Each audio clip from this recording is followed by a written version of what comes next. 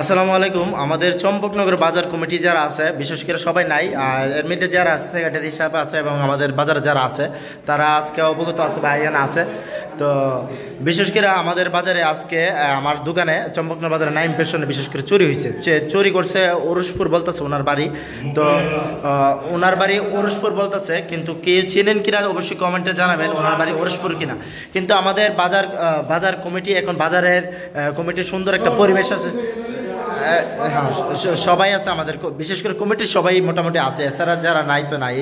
তো আপনার এই যে বাজারের আমাদের অফিস করা হয়েছে, যে অফিসে সুন্দর পরিবেশে যেহেতু চোর ধরা পড়ছে, অফিসের কমিটি হারার কাছে তুলে ব্যবসায়িক কমিটি হিসেবে হারা আছে বা আমি অফিসে আছে।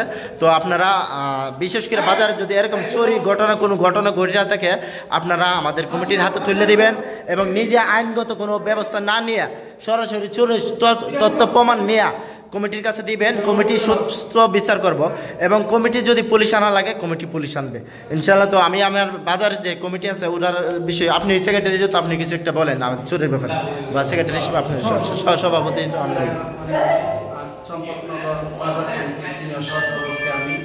আমাদের এই বাজারের নাইম ফ্যাশন একজন ব্যবসায়ী, এই নাইম ফ্যাশনের দোকানে এই মহিলা আজকে চুরি করতে গেছে, হাতে নাতে ধরা পড়ছে। এই হিসেবে আমাদের এই বাজার কমিটির অফিসে ওনাকে আনা হয়েছে এবং আমাদের সিদ্ধান্ত এই মহিলাকে পুলিশের হাতে সুপর্দ করব।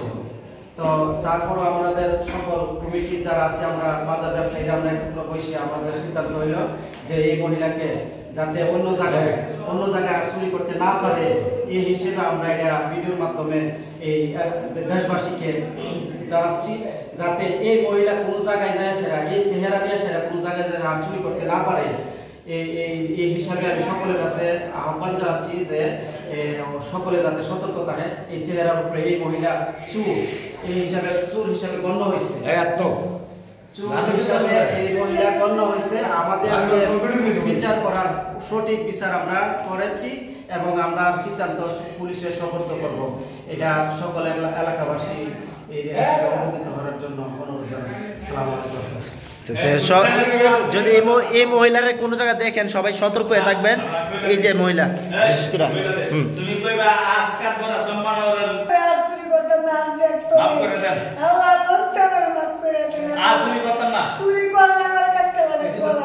চুরি করলে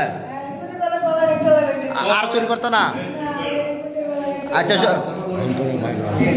আর জীবন চুরি করবা আজার পর করতো না। আচ্ছা, আজার পর চুরি করলে গলা কেটে। আচ্ছা ঠিক আছে, সম্মান বাজার আছে তা তোমার না দিই, তোমার মতো মহিলা আমরা সম্মান করে চাই না। ওনার সাথে আরো চোর আছে, আমরা ওনারে পুলিশের হাতে তুলে দিতে বাধ্য হয়েছি। উনি নাম বলে এখনো বলতেছে না। আমাদের সভাপতি বলে গেছে যে ওনারা পুলিশে দেওয়ার জন্য আমরাই ব্যবস্থা করতেছি। 3টার দিকে উনি চম্পকনগর বাজারে চুরি ধরা পড়ছে কাপড় দোকান নাইম ফ্যাশনে। ওনার সাথে আরো চোর আছে, আমরা জিজ্ঞাসাবাদ করতেছি ওনারা ছাড়তেছি না এবং ওনারা পুলিশের হাতে আমরা সাপোর্ট করে দেবো।